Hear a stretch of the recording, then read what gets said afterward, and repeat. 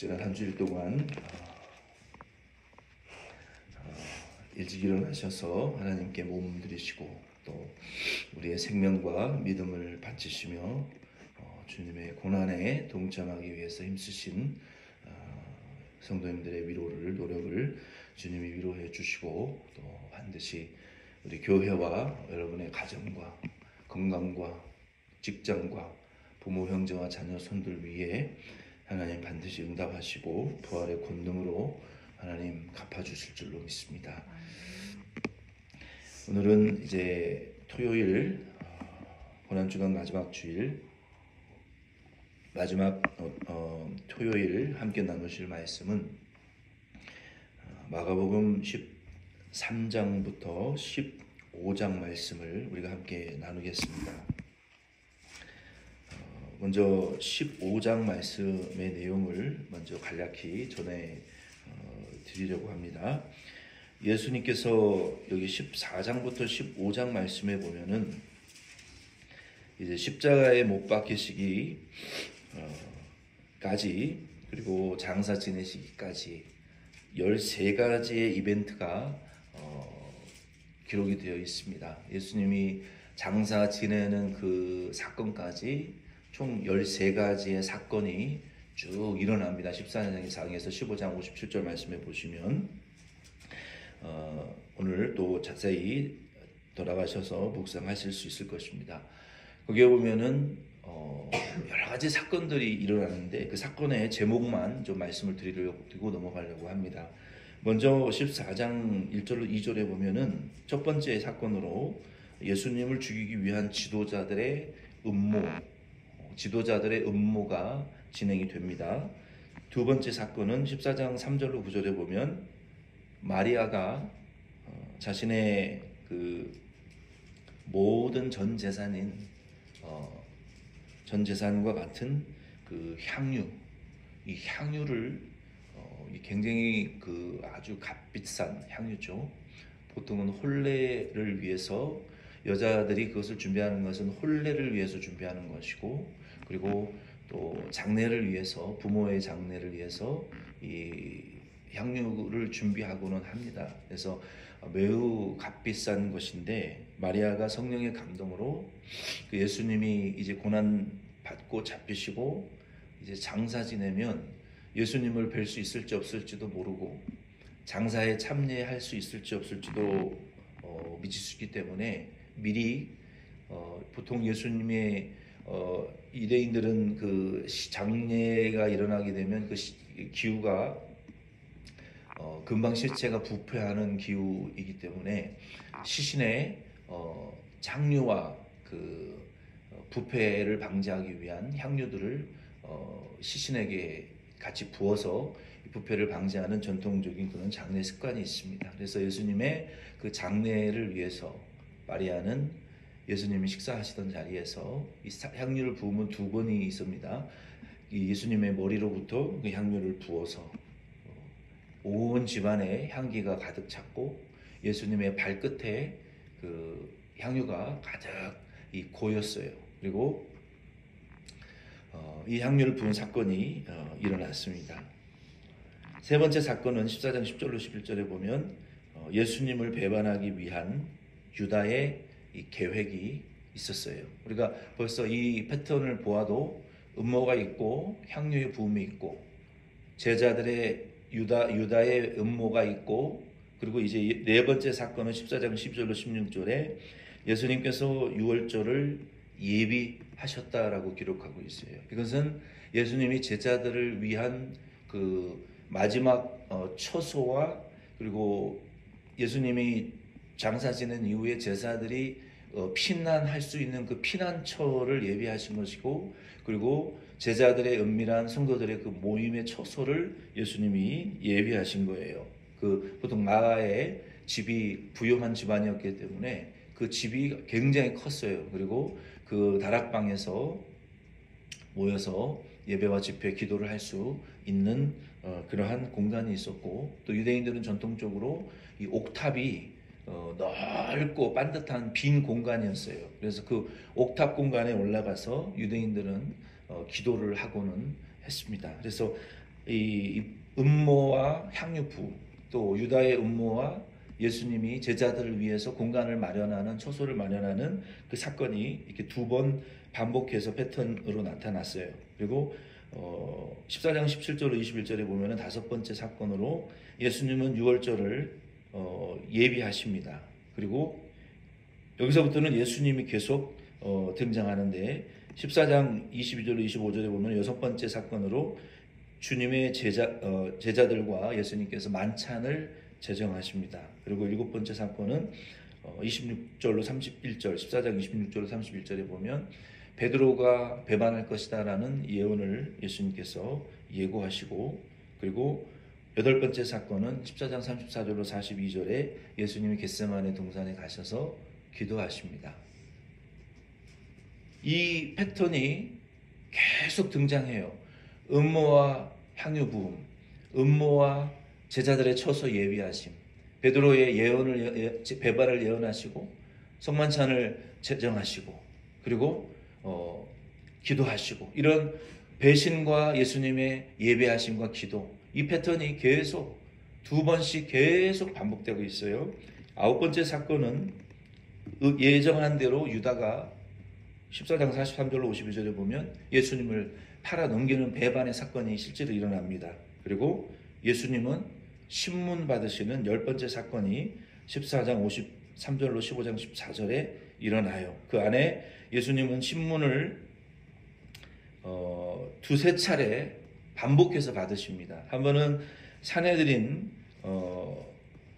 잡혀가셔서 심판받으시고, 또 산헤드린 공회에 끌려가셔서 심판받으시고, 그리고 베드로가 예수님을 부인하고 또 빌라도가 예수님을 또 신문합니다. 이렇게 두세 번의 신문의 과정을 겪으실 때 이미 예수님은 육체적으로 죽음에 가까운, 거의 죽음에 이르르는 심한 고문과 박해를 예수님은 이제 받으시고, 손이 묶이신 채로 심한 채찍질과 쇠 조각이 박힌 채찍질로 맞으시고, 또 막대기로 맞으시고 죽음에 이르는 그러한 이 고통을 이미 받으셨습니다. 11번째 사건으로는 예수님이 15장 15절로 23절 말씀을 보면 공개적으로 수모를 당하시면서 폭행을 당하시는 사건이 있습니다. 12번째 사건은 15장 24절로 41절에 예수님 십자가를 지고 십자가에 이제 정오에 못 박히시는 사건이 일어납니다. 그리고 예수님 운명하시고 우편과 좌편에 있던 강도들의 사건이 일어나고 사형수들이 죽은 것을 확인하기 위해서 뱃속에 그 물과 피가 고인 것을 창으로 찔러 사망에 확실히 이르게 하는 그 조치를 취하려고 했지만 예수님이 이미 운명하신 것을 알고 예수님은 예수님이 이미 운명하셨고 옆구리에 창으로 찔림을 받으시고, 그리고 그의 마지막 다리를 꺾는 그 일은 이미 사망하셨기 때문에 예수님에게는 시편의 예언대로 경험하지 않게 되셨습니다. 그래서 뼈가 꺾이지 않은 온전한 제물로 하나님 앞에 육신까지도 하나님 앞에 온전히 바쳐드리는 이 구속을 완성하시고, 13번째는 15장 42절 47절에 보면 예수님의 시신을 장사 지내게 됩니다. 보통은 공동 아주 값어치가 없는 길에 돌을 대충 쌓아서 버리거나 시신을 방치하고 짐승이 뜯어먹게 하는 그런 상태로 될 수도 있었지만, 예수님은 예비된 그 무덤이 없으셨어요. 아리마대 사람 요셉이 빌라도에게 담대하게 예수의 시신을 요청하고 자기가 죽으면 들어가려고 했던 예비된 시신에 예수님을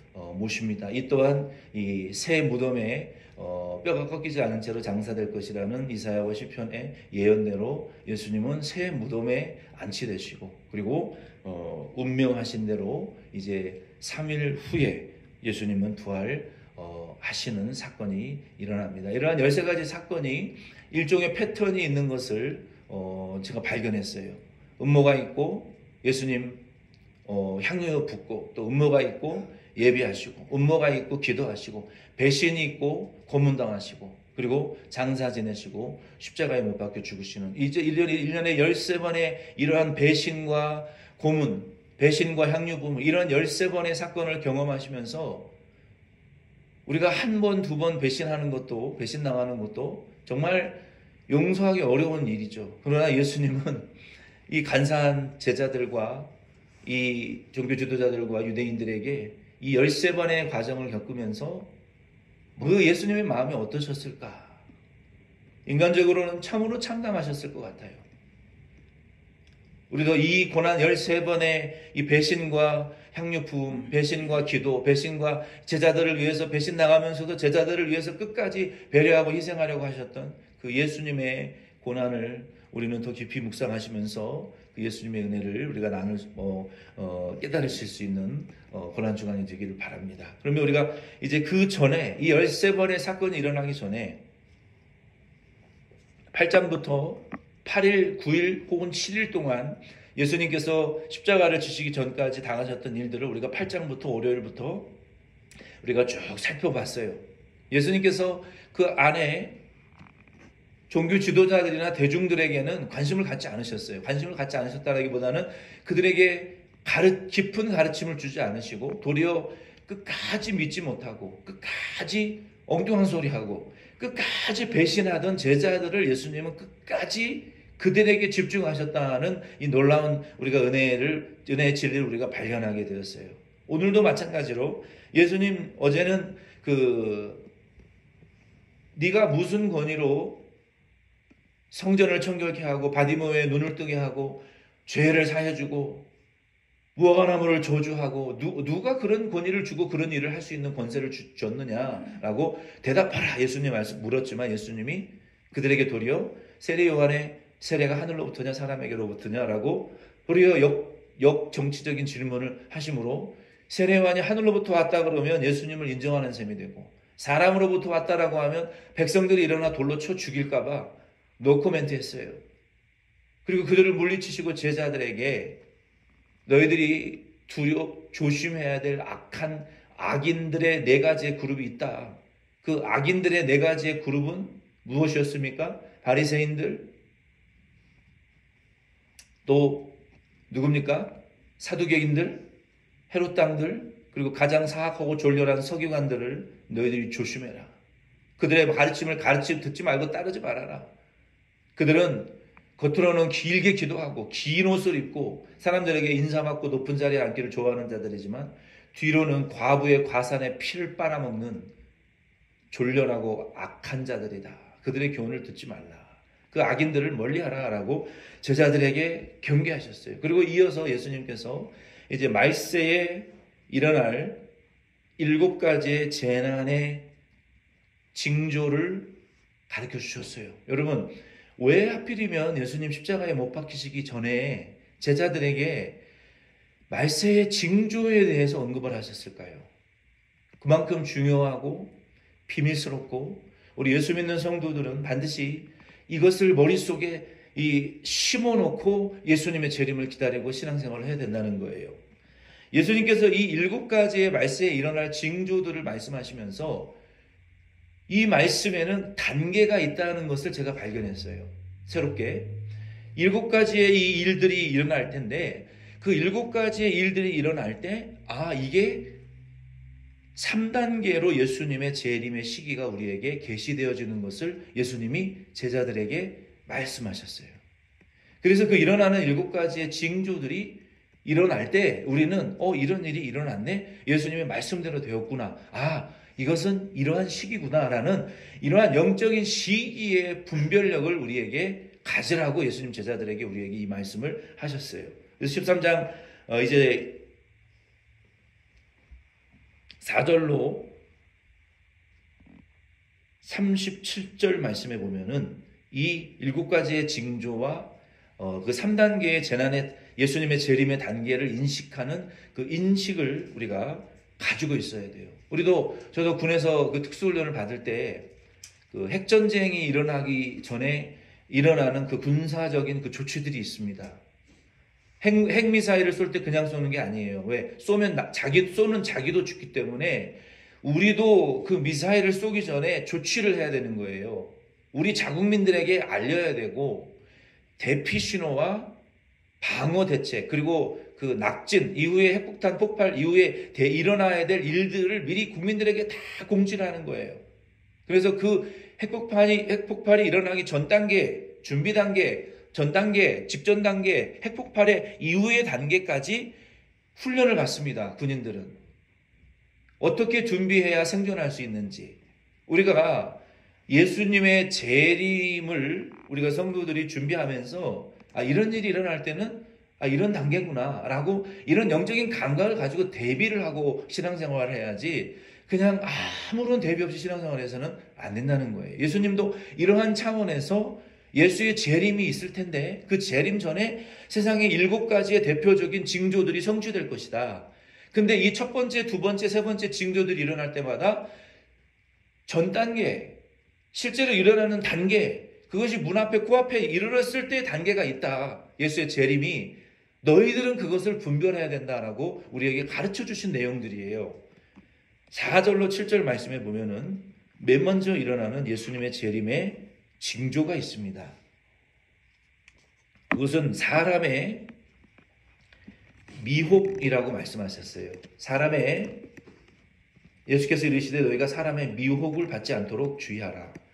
여기에는 2가지의 미혹이 있습니다. 어떤 미혹이냐? 어떤 미혹입니까? 4절에서 7절에 보면은 내가 그다. 누구예요? 내가 예수다. 내가 재림주다. 여러분 우리는 뉴스를 보더라도 이 일이 지금 얼마나 많이 재림주가 지금 나타났는지 우리가 알 수 있어요. 그렇죠? 내가 예수다. 그리고 이 미혹의 두 번째 미혹은 무엇이냐면은 난리와 난리의 소문에 대한 미혹이에요. 코비드 터졌을 때 전쟁이 일어난다고 비상식량사라고 난리치던 사람들 지금 다 어디 있습니까? 여러분 그게 그냥 우습게 넘겨질 일이 아니라는 것을 여러분 아시기를 바랍니다. 그런 거짓의 난리의 전쟁이 일어난다. 난리와 난리의 소문을 퍼뜨리는 이게 미혹이라는 것을 여러분 아시기를 바라요. 아멘. 이게 말세에 예수님 재림하기 전에 일어날 내가 예수다. 세상 망한다. 그게 바로 사이비 컬트 종교 아닙니까? 미국에서도 1970년대 존스타운에서 에이드의 독을 타서 얼마나 많은 사람을 죽였습니까? 그 종교 지도자가. 지금 유럽에서도 그 일이 지금 똑같이 반복되어지고 있어요. 라제니 씨가 힌두이즘을 가지고 미국 안에 저 유타 쪽에 가서 얼마나 많은 사람을 유혹해서 죽였습니까? 미국이 예외인 줄 아십니까? 미국은 더해요. 한국만 재림주가 있는 게 아닙니다. 내가 예수다. 세상 끝났다. 종말이다. 이것이 미혹이라는 것을 여러분 예수의 재림의 첫 번째 나타나는 징조라는 것을 여러분 인식하셔야 돼요. 이 말씀을 하시면서 예수님께서 4절로 7절에 뭐라고 3단계 시기 중에 첫 번째 단계를 분별하라고 말씀하셨냐면 7절에 보면은 아직 끝은 아니니라. 우리가 이러한 일들을 볼 때 이제 진짜 끝이구나. 이렇게 시한부 종말론적으로 세상을 바라볼 수 있지만 예수님 뭐라고 말씀하셨어요? 내가 재림주다. 전쟁이 일어날 것이라는 두려움이 왔을 때 이것이 끝이 아니구나. 그 무슨 말이에요? 이제 재난이 시작됐구나 라고 인식하셔야 된다는 거예요. 이것이 이 첫 번째, 두 번째 인식의 힌트예요. 8절로 27절 말씀에 이게 이제 끝이 아니고 이게 재난이 이제 시작됐구나 라고 인식하라는 거예요. 예수님 그래서 바로 이어서 8절에 보면은 민족이 민족을 나라가 나라를 대적하여 일어나겠고 곳곳에 지진이 있으며 기근이 있으리라. 이는 재난의 시작이니라. 이게 끝이 아니라는 거예요. 이 일들이 일어나면 이제 여기 8절로 27절에 나와 있는 6가지의 징조들이 이제 나타나겠구나라고 분별하는 그 키워드를 삼으라는 거예요. 이런 소문이 있었는데 이 세상 끝나는 것인가? 그게 아니라 이제는 이 재난이 시작되는 사인이라는 거예요. 저 여러분도 이러한 재림주에 대한 징조 또 세상이 끝났다라고 하는 시한부 종말론이 지금 한국과 세계에 많이 이미 일어났어요. 그렇죠? 이제 예수님의 재림을 가리키는 징조들이 이제 재난이 시작되겠구나라고 우리가 인식하셔야 돼요. 그럼 어떤 재난들이 일어나느냐? 6가지 종류의 재난이 일어납니다. 어떤 재난이 일어납니까? 민족이 민족을. 여러분 보세요. 러시아와 유크레인이 에이시안과 아프리칸입니까? 같은 러시안들이에요. 미들 에이시안, 중앙아시아 국가들입니다. 종족이 종족과 싸우고 있어요. 그렇죠? 여러분 북한과 남한이 다른 종족입니까? 지금 종족과 종족이 대립하고 있어요. 이 종족과 종족의 대립이 일어나는 거, 나라와 나라 간의 전쟁이 일어나는 거, 이거 예수 재림이 시작되기 전에 일어날 재난의 시작의 첫 번째 징조가 국가와 민족 간의 전쟁입니다. 인류 역사상 전쟁은 단 한 번도 끝난 적이 없었어요. 팔레스타인과 이스라엘의 다른 민족입니까? 같은 중앙아시아 그 민족들이에요. 이러한 전쟁들이 예수 재림 전에 일어나는 첫 번째 사인이라는 거예요. 이미 예수님의 재림이 준비가 지금 진행되어져 있고 첫 번째 재난은 이미 오래전에 시작이 되었어요. 두 번째 재난은 9절로 13절 말씀에 성도의 큰 박해가 일어난다라고 얘기했어요. 여러분 성도의 박해는 전쟁이 일어나면 일어납니다. 오래전에 이미 성도의 박해가 일어나고 있고 지금도 인도와 무슬림 국가에서는 엄청난 생명을 위협하는, 그리고 중국, 북한 이런 곳에서는 엄청난 유럽이나 박해가 일어나고 있어요. 이미 성취되어져 있어요. 그리고 이제 4가지의 최종 환란이 일어날 것이다 라고 성경은 말하고 있어요. 제가 느끼기에는 부분적으로 이 4가지의 최종의 환란들이 산발적으로 이미 여기저기서 진행이 되어지고 있어요. 부분적으로. 전폭적이 아니라. 그러니까 이 최종적인 4가지의 환란이 이미 시작됐다라는 것은 예수님 뭐라고 여기 말씀하셨어요? 이 재난이 시작이 됐구나. 예수의 재림이 곧 임박했구나라는 것을 너희가 알라는 거예요. 어떤 최종적인 4가지의 재난이 일어나게 되냐면 14절로 20절 말씀에 보면은 멸망에 가증한 것이 서지 못할 곳에 선 것을 보거든. 여러분 예루살렘 성지순례를 가시게 되면 아브라함이 이삭을 바쳐드렸던 그 모리아산, 예수님이 십자가에 못 박혀 죽으신 그곳에요, 이슬람 황금 사원이 지금 서 있습니다.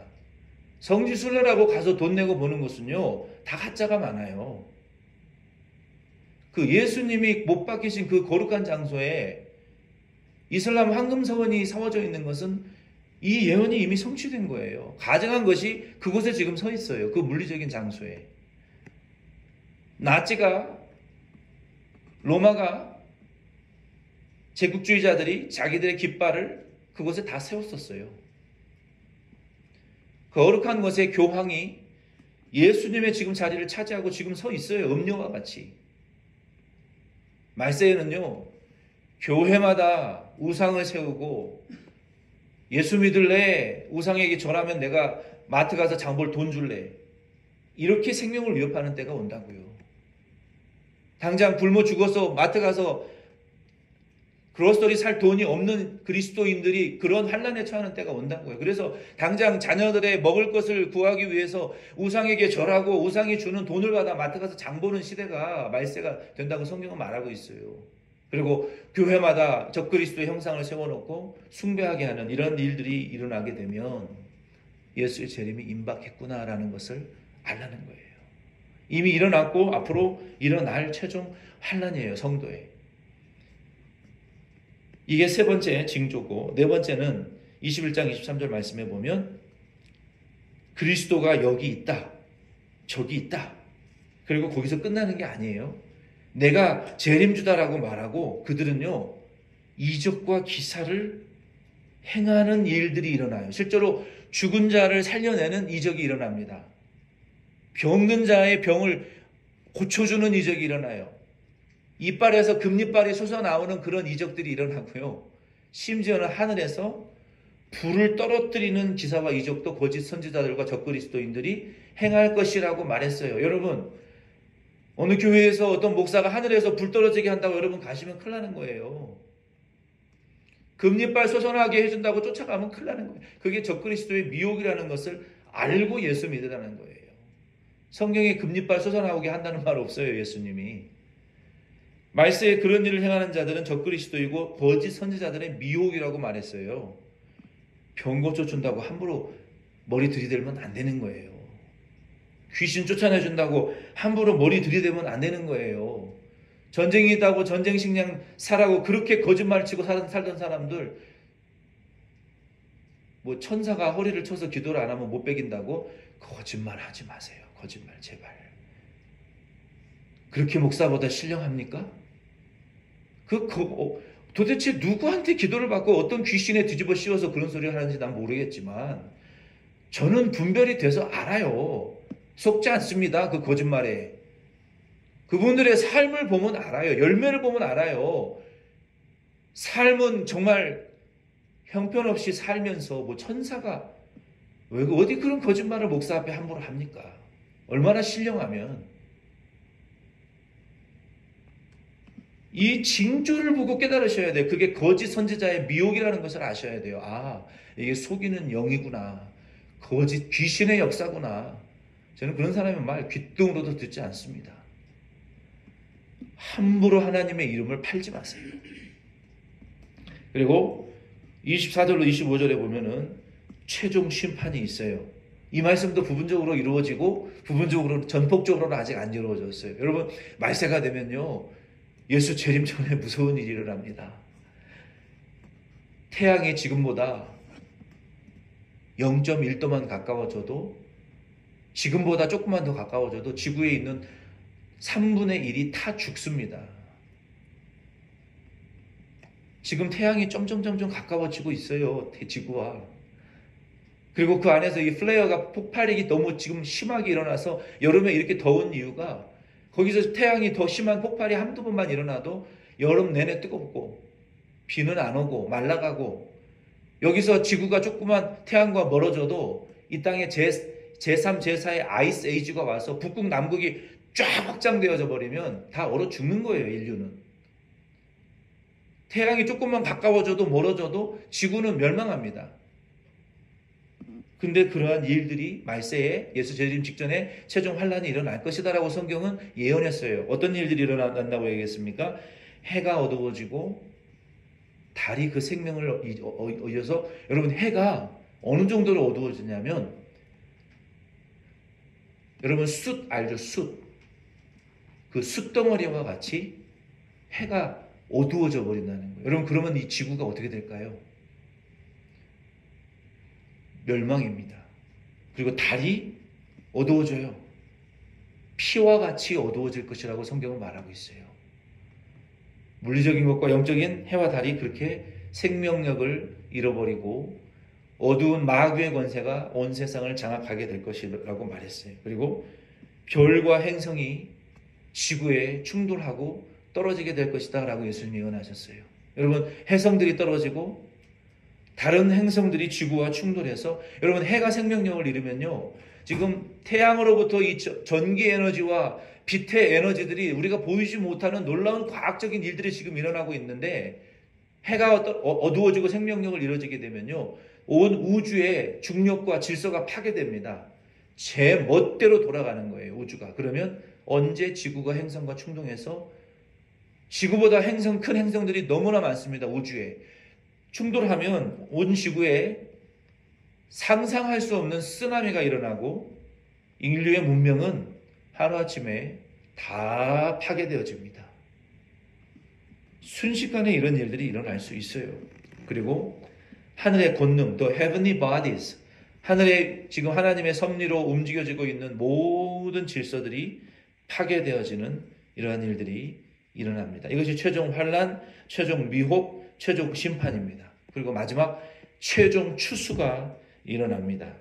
26절로 27절 말씀에 보면 인자가 구름을 타고 천군 천사들과 하늘의 영광과 권능으로 예수님이 오시는 것을 보고 그리고 천사들은 사방에 흩어져서 택한 모든 성도들을 공중으로 끌어올리는 최종 추수가 일어나게 됩니다. 이것은 성경의 말씀이에요.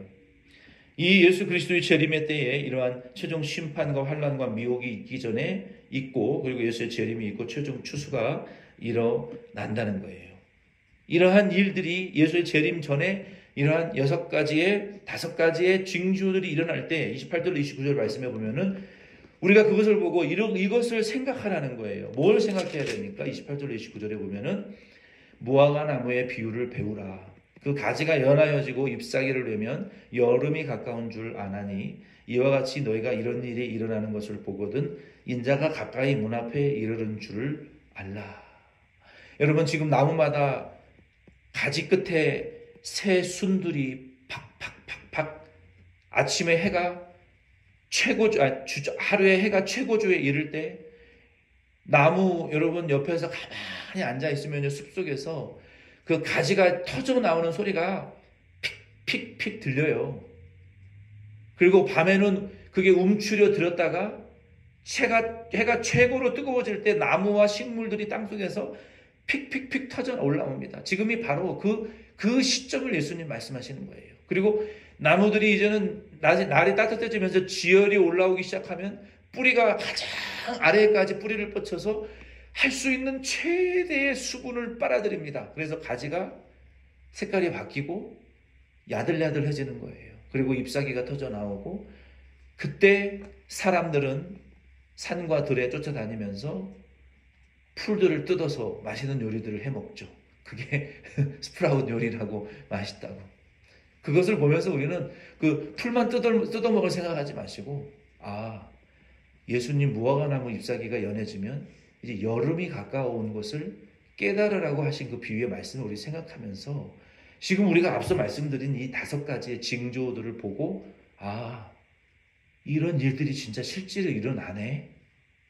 그러면 예수님의 재림도 실제겠네? 이것을 생각하고 인생을 살라는 거예요. 무슨 풀을 뜯어먹을까만 생각하지 마시고 예수님의 예언이 진짜네? 예수님의 예언이 진짜로 뉴스를 보시면서 행성이 떨어지고 운석이 떨어져서 팔아서 몇십억 받았다는 뉴스를 들으면서 예수님의 말씀대로 진짜 하늘의 별들이 떨어지네? 이거 예수님의 재림이 진짜네? 이런 생각을 하고 분별을 하시면서 세상을 사시라는 거예요. 아멘이십니까? 그래서 우리는 이 3가지의 징조, 세상의 종말이 이제 왔구나. 근데 아직 끝이 아니라 그랬어. 정신 차려야 돼. 뭔 일이 일어날 거야. 예수님이 말씀하신 그 미혹과 최종 환난과 심판과 이 세상에 일어날 일들이 앞으로 남았는데 이거 일어났어 안 일어났어? 아직 진행 중이야. 아직 부분적으로 일어났고 전폭적으로 안 일어났어. 그래, 아직은 저 복음 전해야 될 때야. 예수님의 재림이 이제는 다가오고 있어. 준비해야 돼. 이런 분별력을 가지고 우리가 그 시기에 따라서 인생을 살아가는 그 분별력을 가지고 우리가 이 세상을 살아가면 이러한 일들이 이제는 전폭적으로 일어날 때 그때는 이제 짐 싸고 진짜 준비해야 돼요. 짐 쌀 것도 없지만 그때는 예수님 산으로 올라가라 그랬어요.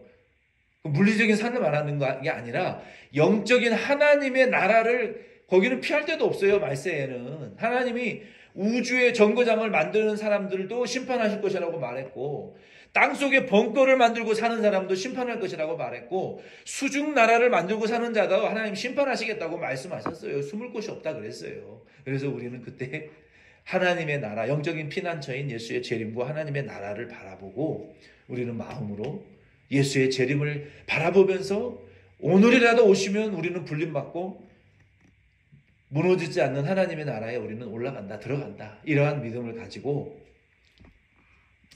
있으라고 말씀하셨어요. 그리고 이제 그 나머지 13장 30절로 37절 말씀은 이제 내일 우리가 부활주일 말씀을 통해서 15장 16장 말씀을 연결해서, 그러면 우리가 이 말세에 이 부활하신 예수님이 우리에게 말씀하신 대로 우리가 이 말세를 어떻게 뭐 하면서 이 세상에서 살아야 되느냐, 어떻게 준비해야 되느냐에 대해서 우리가 부활주의를 통해서 말씀의 은혜를 함께 나누려고 합니다. 주기도문으로 마치겠습니다. 예배 마치겠습니다.